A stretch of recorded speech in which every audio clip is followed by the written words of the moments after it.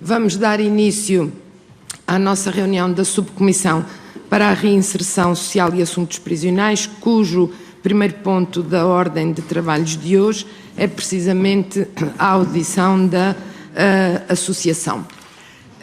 Dirigindo-me agora particularmente ao Dr. Luís Couto, julgo que está bastante dentro das áreas que são objeto da atividade da Comissão e sobre as quais iremos ouvir a Vossa Excelência. Relativamente à metodologia desta audição, eu dar-lhe-ei a palavra para uma intervenção inicial de 15 minutos, após a qual usarão a palavra por ordem decrescente os grupos parlamentares e a senhora deputada não inscrita Joacine Catar Moreira.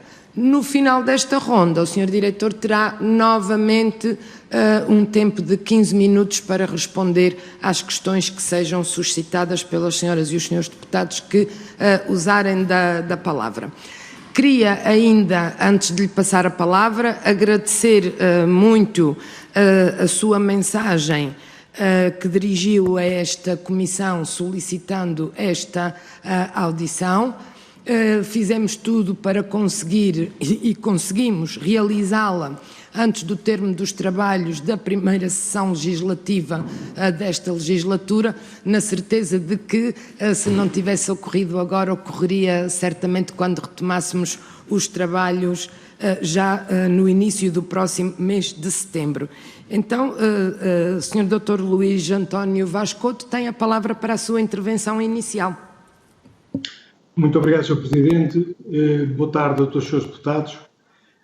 Agradecer à Comissão o facto de nos ter recebido tão prontamente e respondido ao nosso pedido e espero cumprir o quarto de hora que o Sr. Presidente me acabou de dar e para isso vou-me socorrer aqui de uns apontamentos que fiz. Então, se o Sr. Presidente me permite, eu começaria por dizer que um estabelecimento prisional é uma unidade orgânica complexa, dado um sem número de responsabilidades que lhe estão cometidas. E se, por um lado, o processo de manutenção da segurança, da disciplina e da ordem é algo que a todo momento requer uma intervenção da nossa parte, por outro lado, a nossa intervenção mais difícil, aquela que consideramos mais difícil, é a intervenção no processo de reinserção social. Aqui, ter melhores condições físicas, melhores condições que respondam às necessidades básicas, como seja o alojamento, a higiene, Sr. Doutor, eu peço desculpa pela interrupção, mas o seu som está a chegar aqui muito baixo. Não sei se aproximando mais o microfone de si, se será mesmo alguma definição no seu dispositivo. Estão-me a ouvir bem agora? Melhorou? Ou então pedem-me também se puder falar um pouquinho só mais devagar, porque o som de facto não subiu muito. Muito bem, eu vou tentar falar um pouco mais alto. Obrigada. Dizia eu que o processo de reinserção social é aquele processo que nós consideramos mais difícil. Aqui ter melhores condições físicas que respondam às necessidades básicas, como sejam as condições de alojamento, da higiene, da saúde física e mental, os contactos com o exterior, a formação profissional e o trabalho, os programas de reconversão de comportamentos dirigidos à problemática criminal do indivíduo, programas estes assentes na diferenciação da pessoa, tudo isto num processo de avaliação permanente interessa-nos e muito. Tudo isto concorre para o tão falado e por vezes utilizado de forma abusiva por alguns do tema da reinserção social. É que fazer reinserção social, na nossa perspectiva, não é só dar uma palavra de conforto ou resolver um telefonema em determinado momento. Não é estar junto por estar, em contacto permanente com os reclusos. A reinserção social é um processo que se promove durante um determinado tempo e que exige uma intervenção técnica especializada. Realizar esta intervenção, esta orientação e esta coordenação é da competência exclusiva da equipa diretiva dos estabelecimentos prisionais, ou seja, dos diretores e dos adjuntos. Mas mais, também a área instrumental e de apoio à gestão é da responsabilidade da equipa diretiva e, em último rácio, do diretor do estabelecimento prisional. Por tudo o que até agora foi dito, facilmente se percebe da grande responsabilidade que recai sobre a figura do diretor do estabelecimento prisional e dos seus adjuntos, já para não se falar da necessária disponibilidade inerente a esta função. Nunca será mais de dizer, até para que alguns não o esqueçam, que o diretor do estabelecimento prisional é o responsável máximo do pessoal do Corpo da Guarda Prisional, que comanda, bem como é responsável máximo pela coordenação da intervenção da equipa técnica e da área da gestão de pessoal e financeira. Tudo isto num tempo de grande exigência. É a lei que confere esta competência e esta responsabilidade. Estamos num tempo em que urge dignificar a figura do diretor e do adjunto do estabelecimento prisional. A este título, permito-me perguntar como é possível que hoje exista nos EPs, nos estabelecimentos prisionais, outras categorias profissionais que conseguem ter um rendimento mensal superior ao que é oferido pelos diretores dos estabelecimentos prisionais, que é o máximo responsável por todas as atividades do estabelecimento prisional. Como é possível que os adjuntos dos estabelecimentos prisionais não tenham um instituto remuneratório e vençam pela categoria profissional de origem? Aliás, basta-nos ver a lei.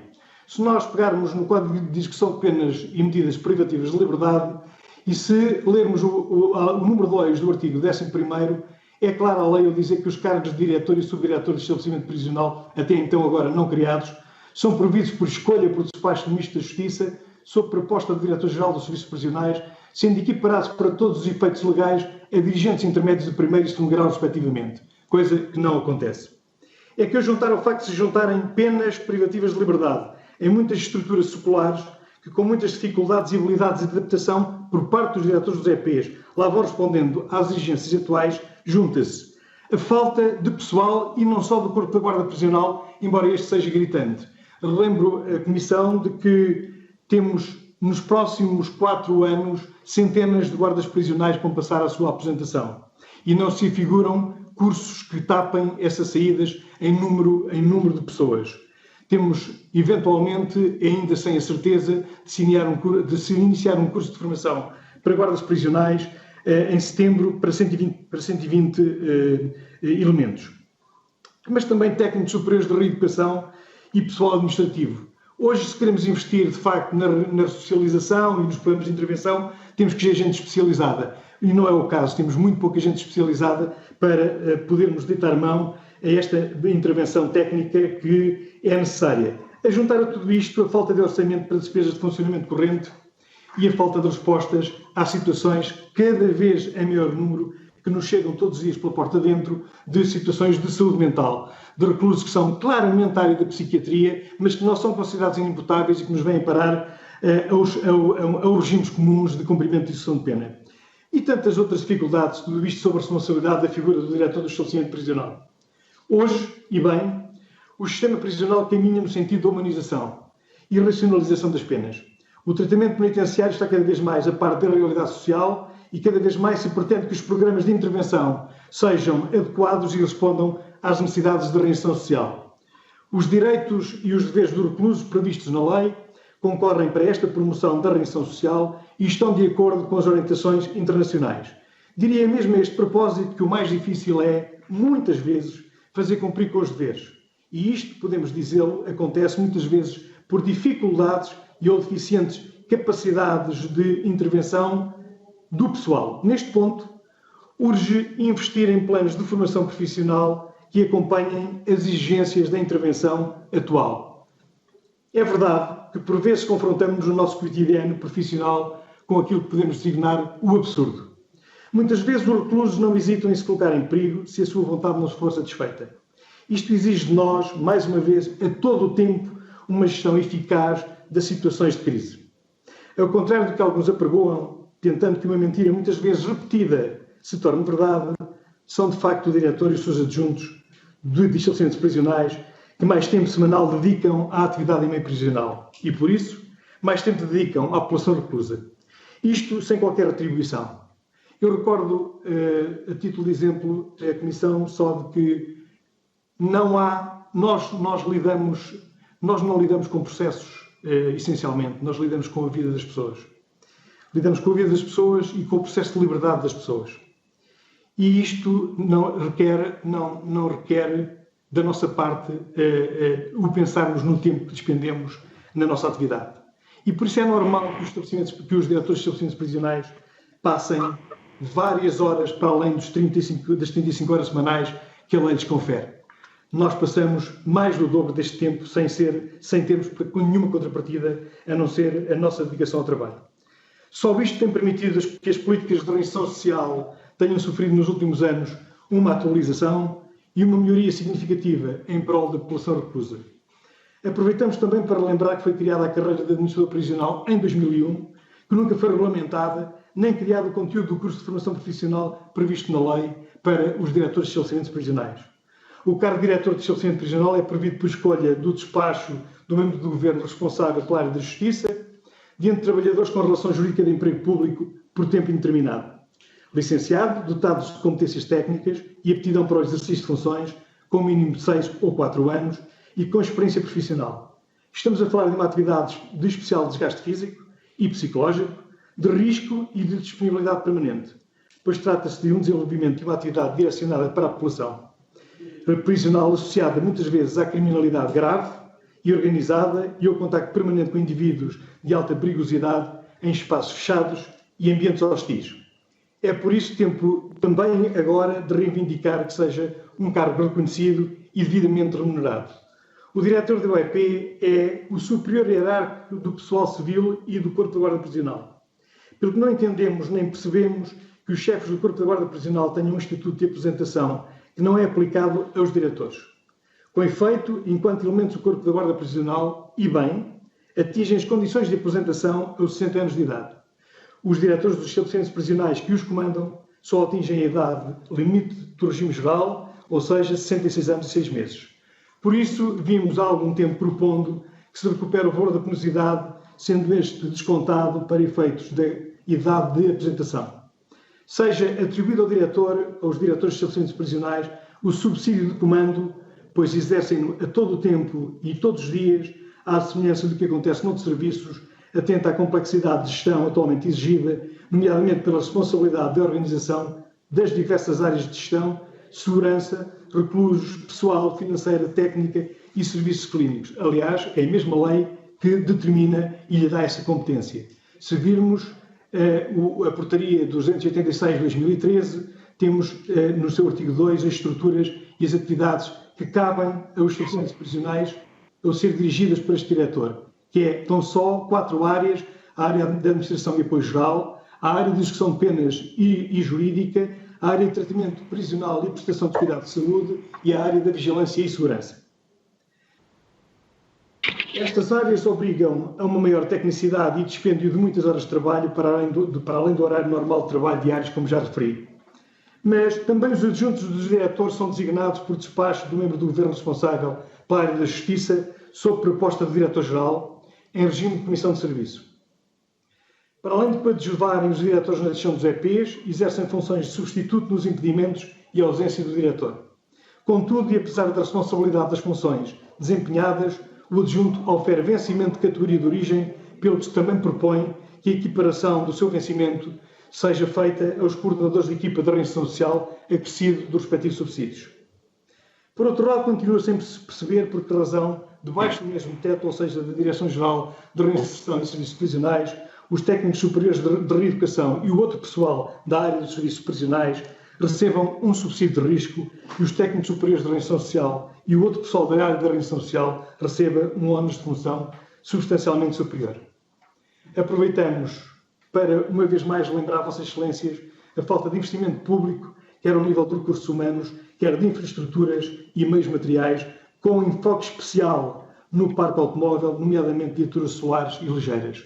Não é, eu diria, despeciente falar e dizer que é diário as nossas avarias nas estradas com gente que transportamos para tribunais e que temos que fazer ter, em determinados momentos, presente um tribunal.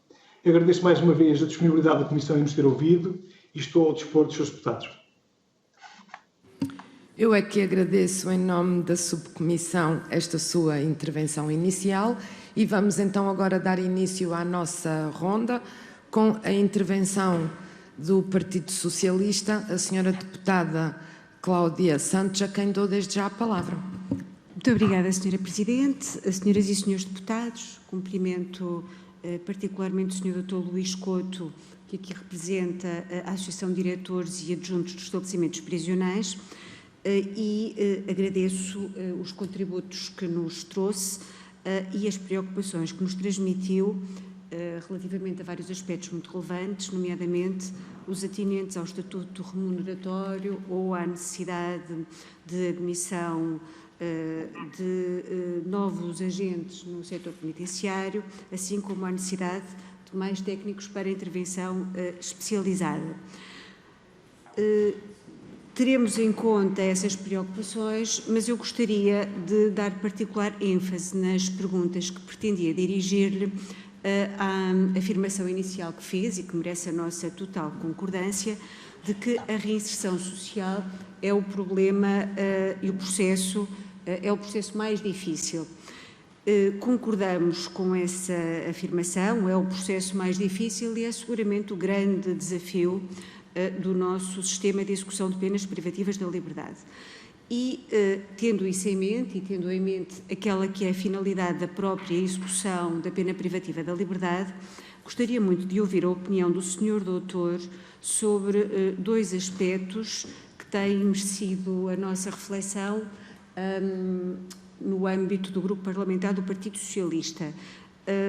Um prende-se com a possibilidade ou a utilidade que pode ter a introdução de um sistema de remissão de penas no nosso direito sancionatório, à semelhança do que acontece em outros ordenamentos jurídicos.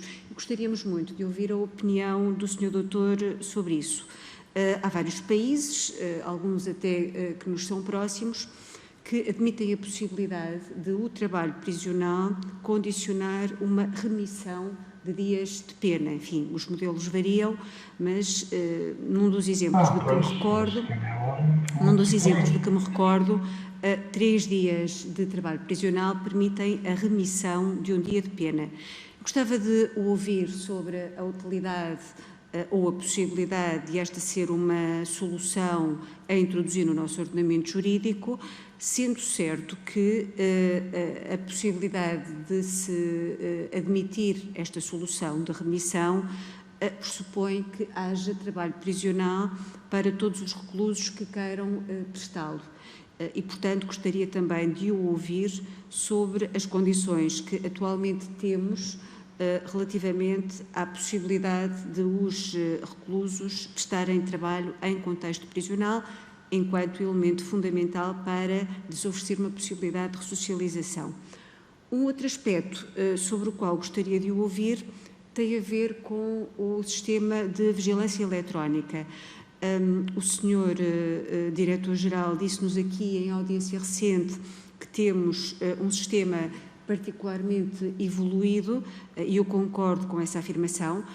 Acho que a vigilância eletrónica permitiu retirar pessoas dos estabelecimentos prisionais que não precisavam de estar totalmente privadas da liberdade em contexto prisional, e ando há algum tempo a pensar sobre se não poderia admitir-se um alargamento dos prazos durante os quais a pena é cumprida em casa através da vigilância eletrónica, se seria possível alargar a duração dessa privação de liberdade, ampliando o âmbito geográfico em que o condenado pode mover-se quando se recorre à vigilância eletrónica.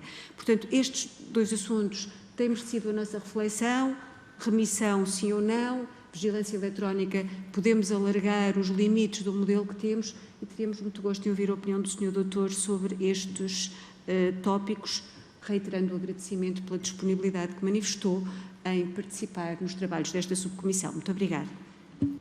Muito obrigada, Sra. Deputada. Passo agora a palavra ao PSD.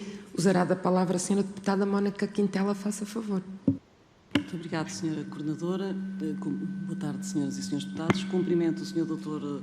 Luís Vaz Couto, cuja intervenção ouvi com particular atenção. Não posso estar mais de acordo com a referência às questões da reinserção social. São efetivamente questões prementes do nosso ordenamento jurídico, da nossa sociedade.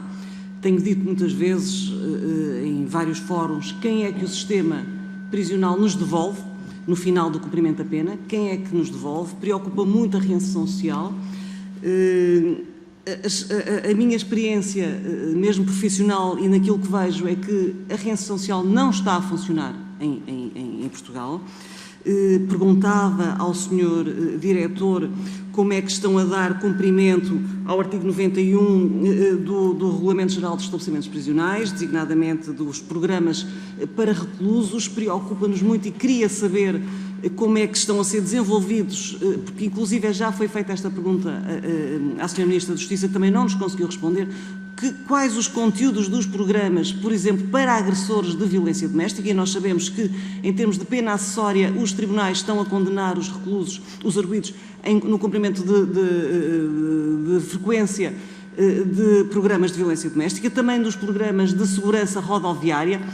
Tenho a informação e o conhecimento de que são programas que são caros, são onerosos para quem os queira frequentar. Portanto, a pessoa que tenha sido condenada a frequentar esses cursos, os da segurança rodoviária, tem tido dificuldade em pagar esses mesmos cursos, e tudo isto também faz parte da reinserção e da recuperação social. Queria perguntar também como está a situação da pandemia e da Covid nos estabelecimentos prisionais, e se os planos de readaptação e se os planos de reinserção estão a ser postos em prática. Também se nos consegue falar quais os resultados desses programas e qual a sua adesão, porque sabemos que o recluso tem que consentir na sua frequência para poderem ser postos em prática. Também se nos pode falar das taxas de reincidência nas pessoas, nos reclusos que frequentaram esses programas, e também dizer que não posso estar mais de acordo quando refere agora nas questões concernentes concretamente à Associação dos diretores e adjuntos dos estabelecimentos prisionais, nas questões que aqui nos trouxe, relativamente à questão do estatuto remuneratório. Sabemos que remete diretamente para a remuneração de origem, que não pode ser superior ao ordenado do Primeiro-Ministro. Sabemos também que não há formação profissional. Faz todo o sentido que haja formação profissional nesta área. De resto, impõe-se que haja formação profissional, não se percebendo sequer como é que não há, porque nós sabemos que os diretores são nomeados em regime de comissão de serviço. Agora também os guardas prisionais também podem ser nomeados para diretores dos estabelecimentos prisionais, e se calhar são pessoas com muito conhecimento prático do seu funcionamento. A realidade prisional, e quem a conhece, é muito dura, e é necessário efetivamente dar cumprimento a tudo o que está, não só no Código de Execução de Penas, mas também no próprio Regulamento dos Estabelecimentos Prisionais. E é um mundo inteiro que está à margem da sociedade, e que se tivéssemos tempo para fazer colocar várias questões, estaríamos aqui a tarde inteira. Também, por fim, queria perguntar como é que estão a fazer a reinserção social em estabelecimentos de alta segurança, como por exemplo o estabelecimento prisional de Monsanto, em que os reclusos estão 22 horas por dia presos nas suas celas, em que não há um refeitório, em que fazem as refeições dentro das celas, em que inclusive no dia de Natal não podem confraternizar todos e fazer uma reunião, sabendo, claro, que é um estabelecimento de alta segurança, mas como compatibilizar situações como, por exemplo, Monsanto com a reinserção social. Sabemos também que em Monsanto as visitas só podem ser feitas através de vidros, portanto não têm contacto físico, e os reclusos têm uma visita por ano alargada a 1h30 com 2 familiares de referência, que podem ser estendidos a 2 crianças, e que, sendo que podem escolher uma situação festiva como o aniversário ou o Natal. Eu confesso a minha perplexidade em compatibilizar estas normas, que são absolutamente inconcebíveis, com todo um sistema de reinserção social, de educar para o direito, de direitos, liberdades e garantias, e também por isso, interligando e conexionando a intervenção que o Sr. Diretor, que o Sr. Doutor fez, também a formação ou a falta dela dos próprios estabelecimentos, dos próprios diretores dos estabelecimentos prisionais, para lidar com todo este mundo que é muito complexo, é um mundo muito violento. Lidamos com alta criminalidade, com criminalidade altamente organizada, e por isso todas estas questões que coloco e que gostaríamos de ser respondidas, e que o Grupo Parlamentar do PSD está obviamente na disposição e tem como prioritário e na disposição de ajudar a resolver todas estas situações. Muito obrigado pela tolerância do ponto, Sra. Coordenadora. Muito obrigada, Sra. Deputada. Usará agora da palavra em representação do Grupo Parlamentar do Bloco de Esquerda o Sr. Deputado José Manuel Pureza. Faça favor. Muito obrigado. Eu queria, em nome do Grupo Parlamentar do Bloco de Esquerda, cumprimentar o Sr. Dr. Luís Couto e queria dizer 3 coisas rápidas. A primeira é que, bom, os diretores dos estabelecimentos prisionais, evidentemente, não são os responsáveis pela execução e pela concepção da política geral para o sistema prisional e, portanto, não se lhes pode assacar responsabilidade por aquilo que está a montante destas pessoas. Mas é verdade que no dia-a-dia todas as vicissitudes que decorrem num estabelecimento prisional, que pode, aliás, existir num clima de perfeita normalidade e tranquilidade 364 dias e meio por ano, mas que no meio-dia que falta possa ocorrer uma qualquer situação menos canónica e imediatamente é sobre o diretor do estabelecimento prisional que recai todo um conjunto todo um peso, toda uma crítica social e mediática que é, digamos, absolutamente, enfim, arrasadora. Pode ser arrasadora.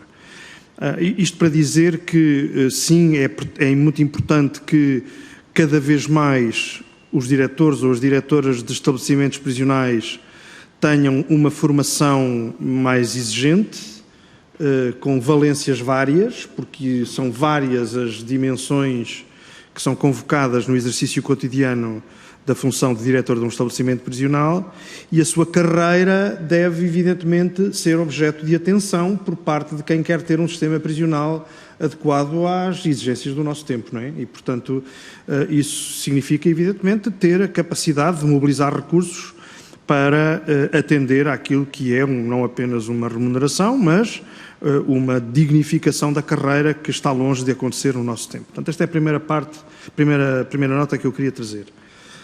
A segunda nota são 2 reflexões avulsas que, naturalmente, trago, tendo em conta aquilo que já foi perguntado nas 2 intervenções que me antecederam.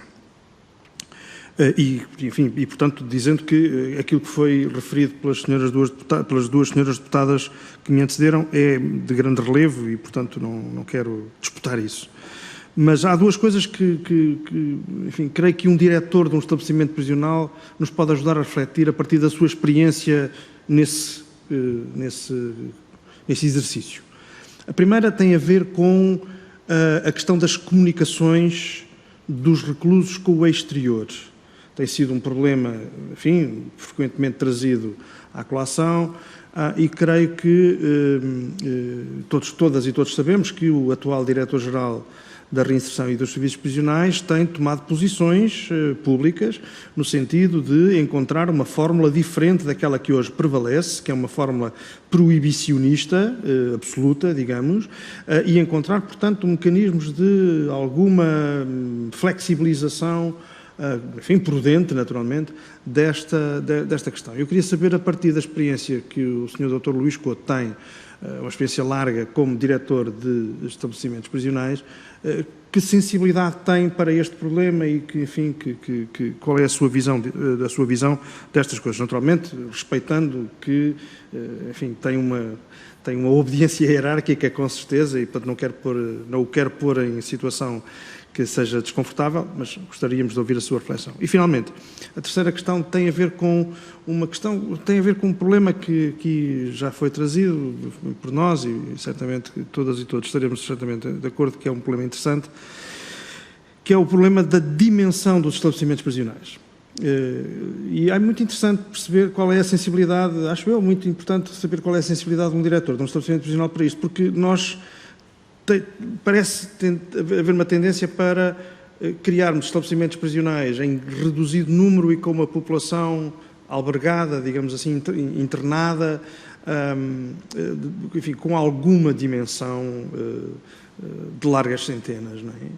E, portanto, a pergunta que lhe queria colocar é se, a partir do seu posto de observação, esta tendência que está aí e que é muito marcada, por exemplo, no programa para 10 anos, aprovado em 2017 para o sistema prisional, se não seria mais avisado termos, digamos, caminharmos para uma solução de estabelecimentos prisionais de pequena dimensão, com muito maior proximidade relativamente às comunidades familiares e de residência, etc.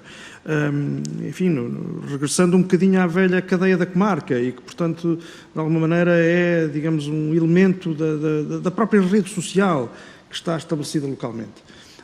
Bem sei que se levanta a questão dos recursos, e, portanto, que há aqui um constrangimento, enfim, inultrapassável, mas que, de qualquer maneira, enfim, do ponto de vista de concepção de políticas para o sistema prisional, creio que a reflexão que o Sr. Doutor nos possa trazer é muito importante. Volto a agradecer a sua intervenção e agradeço a tolerância do tempo. Muito obrigado. Muito obrigada, Sr. Deputado. Eu passo agora a palavra à Sra. Deputada não inscrita Joacine Catar Moreira, com a qual terminaremos esta ronda. Tem a palavra, Sra. Deputada, faça favor. Sim, senhora. Portanto, eu inicio por cumprimentar a senhora coordenadora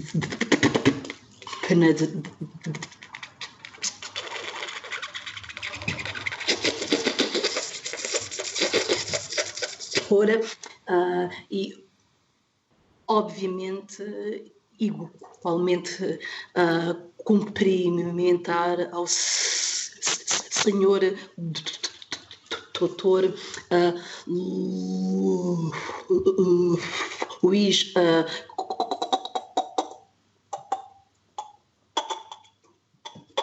Couto e agradecer o seu contributo.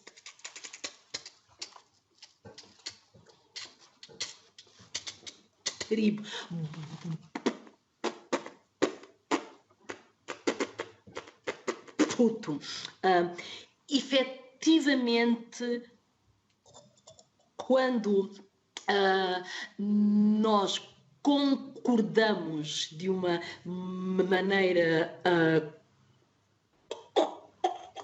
quase unânime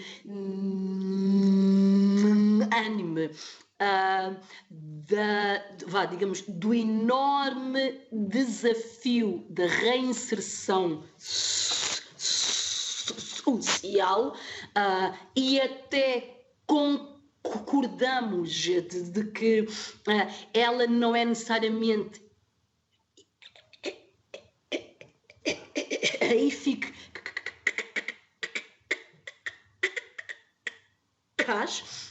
nós estamos a assumir e a aceitar que efetivamente não existe uma eficácia no sistema de encarceramento. Ou seja, é exatamente a reinserção social o resultado que se espera de indivíduos que nós condenamos oficialmente e que nós metemos em cadeias e metemos em estabelecimentos institucionais, alegando sucessivamente de que isso efetivamente é o caminho para a melhoria do seu comportamento, para aumentar as hipóteses do melhor relacionamento com a sociedade. Então, se a reinserção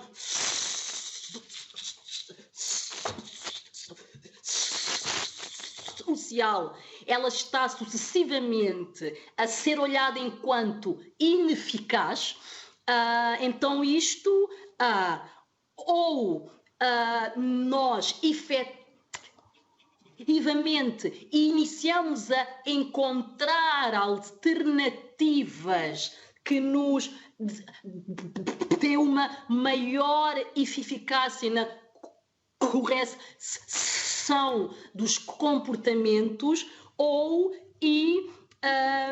exatamente dando ênfase a um aspecto que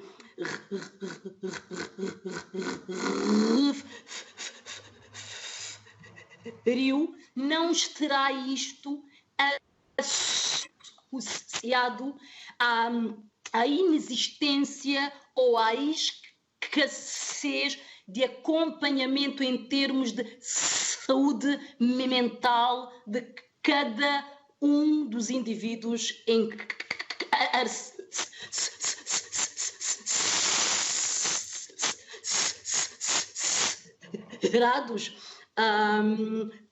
Como é que o Estado avalia, como é que as instituições avaliam quem efetivamente necessita de acompanhamento mental ou quem não necessita de acompanhamento mental? Porque na minha ótica, que é uma ótica de alguém que não é especialista na área, a minha tendência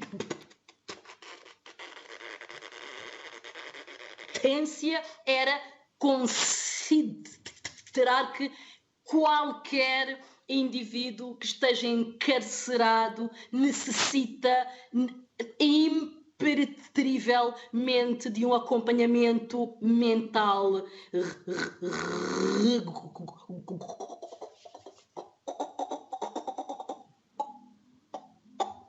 regular.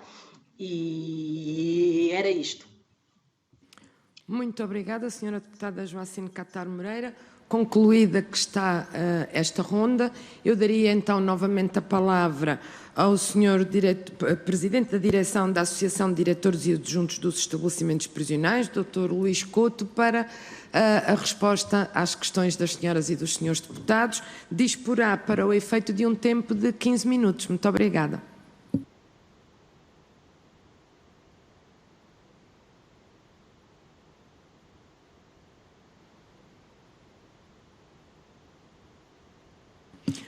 Senhor Presidente, eu não sei se tem o seu microfone ligado. Penso que me está a ouvir agora, Sr. Presidente. Estamos sim, faça favor. Bem, eu agradeço as questões que os seus deputados me colocaram.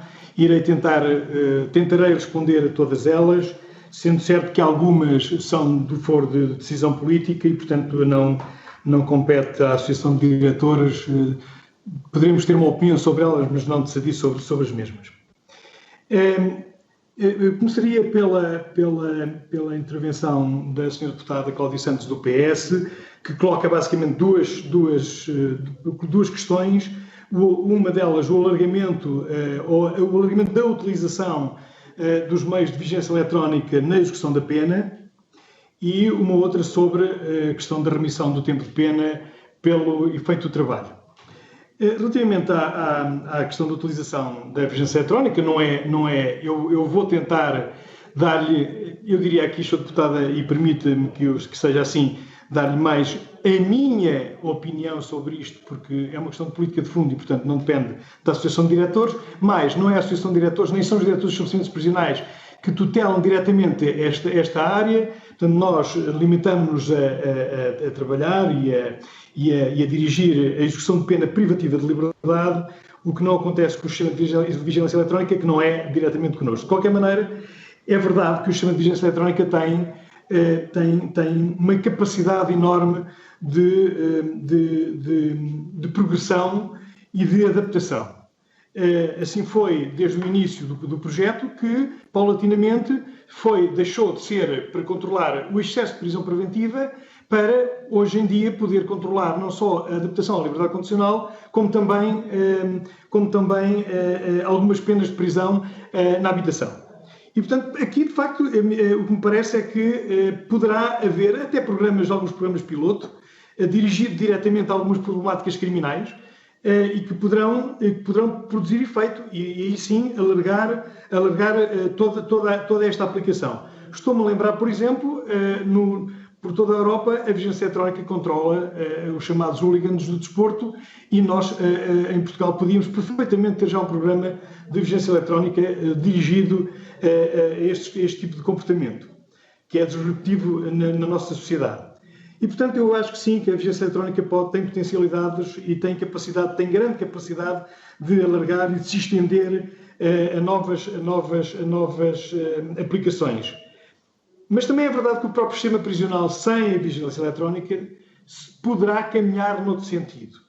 Nós temos alguns ordenamentos jurídicos prisionais na Europa que prevêem fases do cumprimento de pena diferentes ou inexistentes em Portugal e que também permitem que em liberdade se cumpra a pena,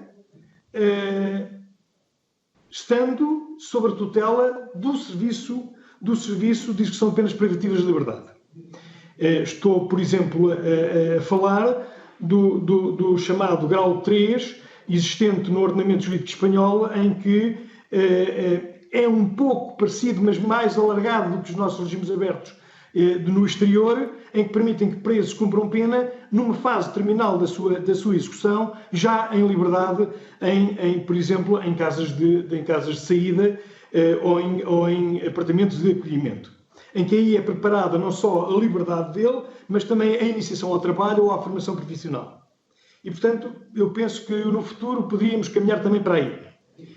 Depois, a questão do trabalho. A questão do trabalho, de facto, é algo que é assumido, não é nada novo que eu vou dizer, que os estabelecimentos prisionais não têm capacidade de dar trabalho a todos os reclusos, a todos os internos que cumprem pena. E, portanto, eu vejo com alguma dificuldade que haja aqui abrir, do ponto de vista legal, uma porta que só serve a alguns. E também é verdade que alguns ordenamentos que já tiveram esta questão da remissão do trabalho abandonaram. Porque temos outras formas de o fazer. Nós, no ordenamento jurídico português e no Código de Execução de Penas e medidas privativas de liberdade, temos as medidas de flexibilização da pena que já nos permitem aqui ter aqui uma porta de saída e de experiência para que, em avaliação concreta sobre o comportamento do indivíduo e a possibilidade dele voltar ou não a cometer crimes, se possa reduzir a pena substancialmente a esse mesmo indivíduo. Estou-me a lembrar da adaptação à liberdade condicional, que pode ser solicitada e pode ser concedida um ano antes do meio da pena, e depois tem outros marcos temporais também. Mas estou-me a lembrar também das medidas de flexibilização da pena, em que, portanto, por esta via também temos a possibilidade de reduzir a pena, a execução da pena destes indivíduos, aqueles que todo o sistema pensa estarem já aptos para a convivência social, para a convivência em comunidade, em liberdade, sem cometer crimes. E, portanto, eu diria que é mais uma possibilidade.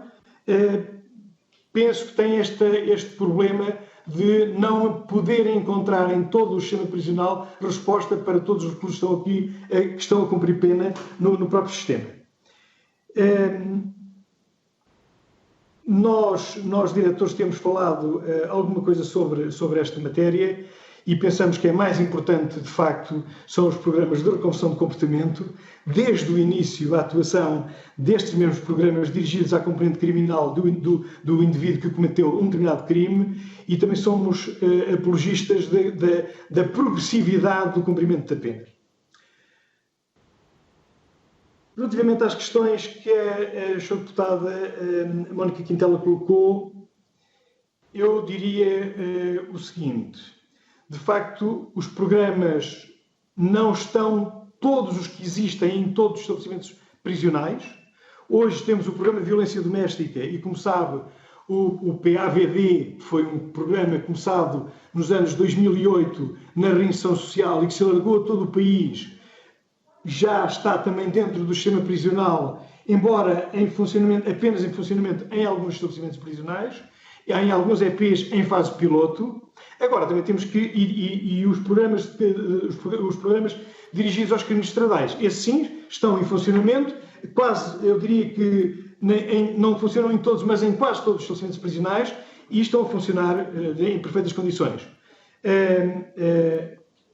no início sim, e no que toca à reinserção social, havia uma contribuição por parte do formando que executava ou que estava nesse programa de pagar a componente privada, porque havia a colaboração, nomeadamente do ACP.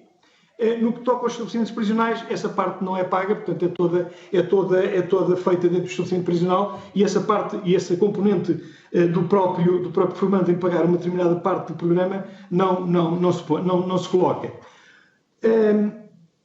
Portanto, eu diria que nem todos os programas estão a funcionar em todos os EPs, mas também nem todos os programas estão a funcionar em todos os EPs, porque nem todos os estabelecimentos prisionais têm capacidade técnica de desenvolver todos os programas. Não vale a pena fazer programas se, eu diria que há aqui 3 critérios obrigatórios. Primeiro, haver alguma dimensão do número de pessoas que podem incluir o programa para que o programa arranque. E por isso haverá alguns estabelecimentos prisionais, pela sua própria dimensão, que terão sempre muita dificuldade em executar programas. Porque não têm gente suficiente para ser incluído no programa e para o programa ter eficácia e ter resultados finais positivos. Depois, não há técnicos em quantidade para que todos os programas sejam desenvolvidos em todo lado. E aí fazem-se escolhas.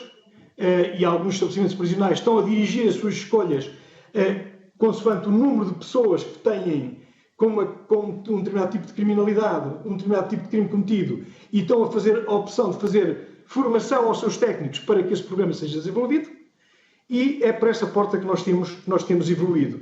O que eu digo também é que os programas são uma coisa recente no panorama prisional português. E eu, quando digo recente, digo nos últimos 15 anos. Os programas, o grande investimento de programas tem sido feito nos últimos 15 anos. Não só na área prisional, como na área da reinserção. Eu diria que a componente forte de desenvolvimento de programas deu-se, nomeadamente, a partir de 2005.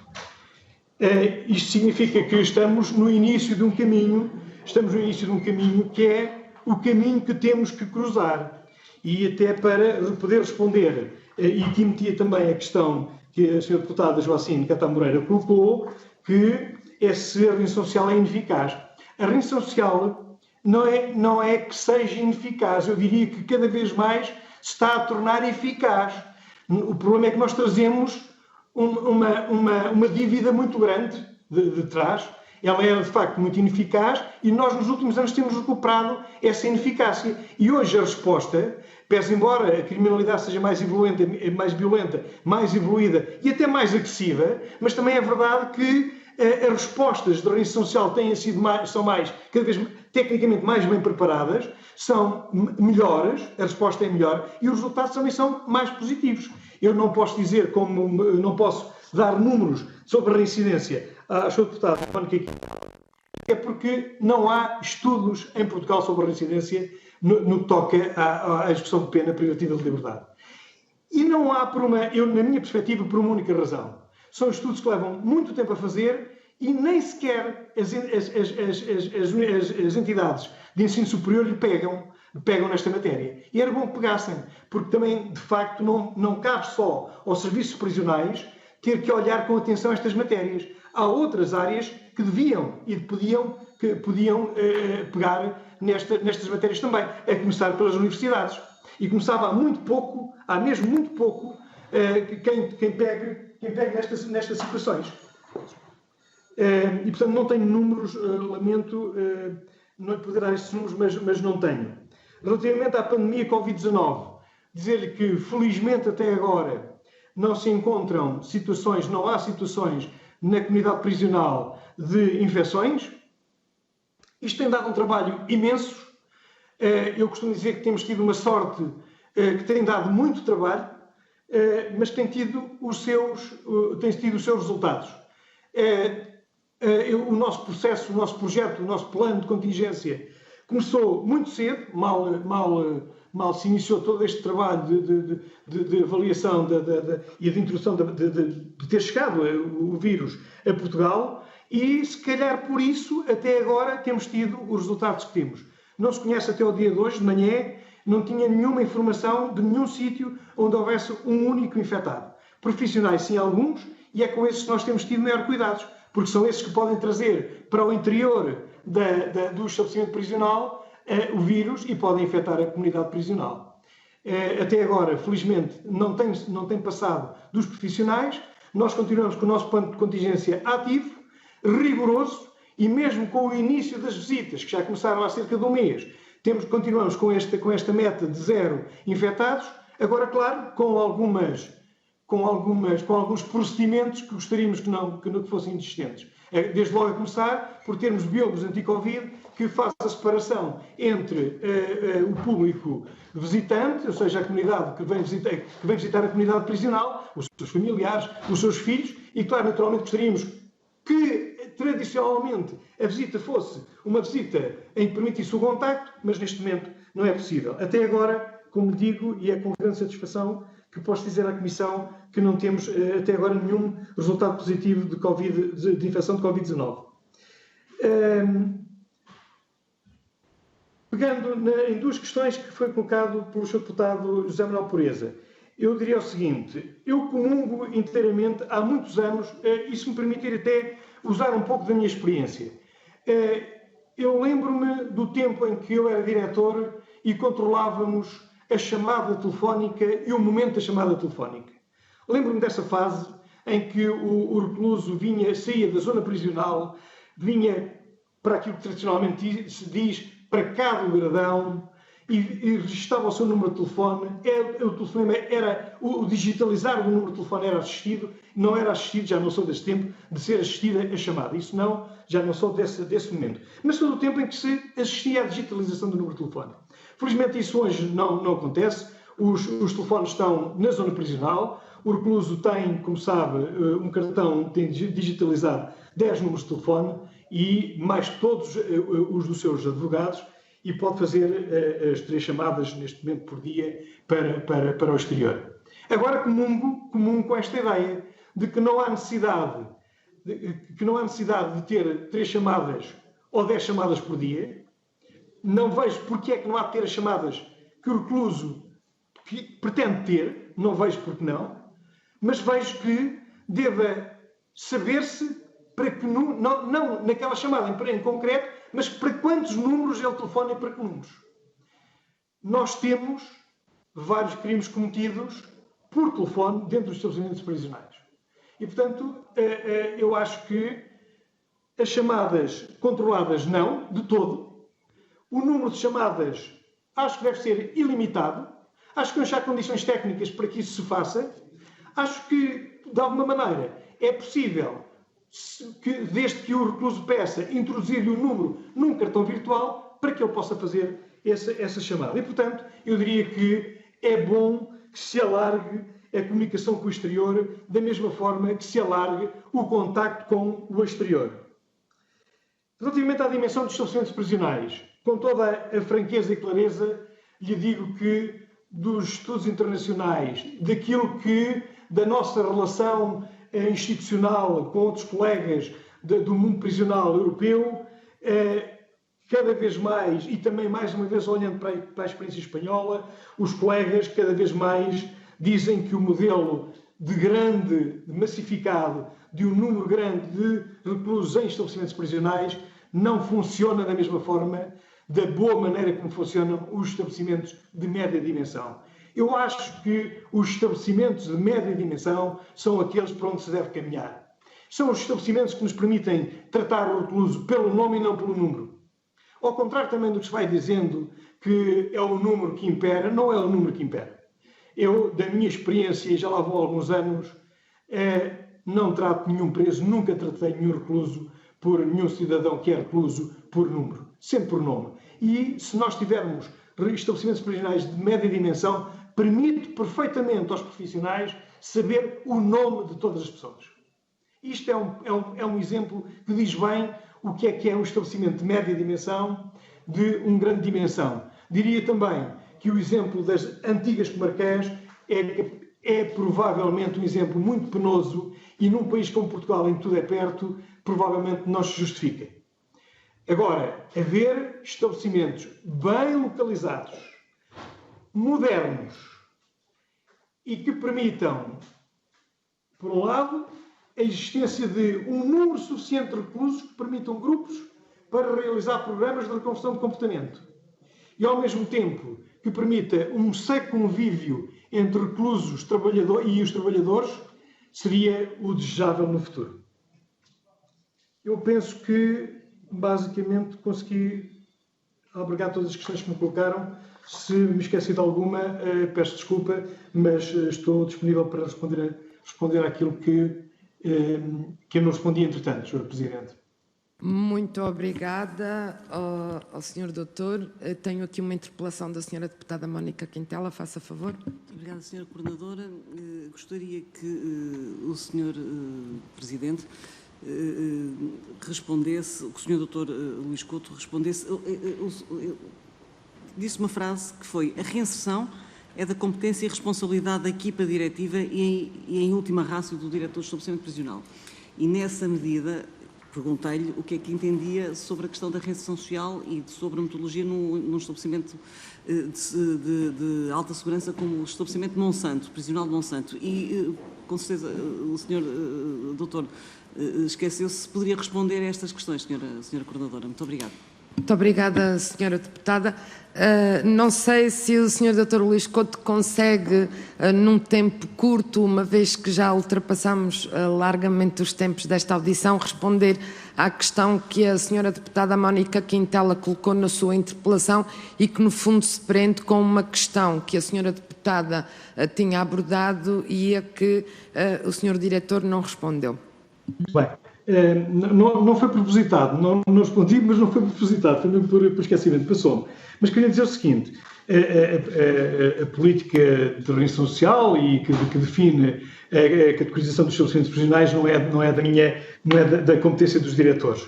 Como sabe, o funcionamento desde logo, o funcionamento do estabelecimento prisional de alta segurança de Monsanto também não nos compete a nós. Dirigimos-lo nos termos estritos que a lei prevê, mas posso dizer que, como sabe também, o EP de Monsanto não é um EP, será para cumprir tempos, determinados períodos de tempo de execução de pena. Não é o EP por excelência para cumprir a pena de prisão. Mas é um EP que tem algumas limitações e tem um ordenamento muito próprio, um regulamento muito próprio de funcionamento. E daí as dificuldades que há em fazer os programas de reinserção social neste estabelecimento prisional. Eu não lhe posso dizer mais nada, a não ser que a Associação de Diretores está inteiramente ao lado dos programas de reinserção social, com um enfoque muito grande em que é preciso investir fortemente, por um lado, na formação, no trabalho e nos programas de reconversão de comportamento, e a linha que nos parece ser em Portugal, de seguir, por forma a que se reduza a taxa de reincidência, é esta, não há outra. Nós hoje sabemos, já agora permite-me, Sr. Presidente, só dizer o seguinte: nós hoje sabemos, e como digo, desde 2008 que podemos fazê-lo, porque importámos instrumentos de avaliação para que isso fosse possível, e temos em funcionamento neste momento, com gente formada para isso também. Nós hoje sabemos que risco é que cada um comporta, ou podemos saber. Nós hoje temos ferramentas de avaliação de risco e necessidades de reinserção social. Sabemos mais, sabemos que, pelos estudos internacionais, todos nos dizem que as pessoas de baixo risco não merecem intervenção. E, portanto, quando nós, serviço, somos também de assessoria aos tribunais. Quando prestamos essa assessoria e damos o nosso parecer, que pode influenciar positivamente, naturalmente, na decisão da condenação, é para isto também. É para que só se faça intervenção nas pessoas de médio e alto risco, porque é nesses que devemos ter o nosso enfoque, para que modifiquemos e tenhamos bons resultados na área da reinserção social. Não vale a pena intervir nos de baixo risco e, com dificuldades tremendas, poderemos intervir pouco nos de alto risco.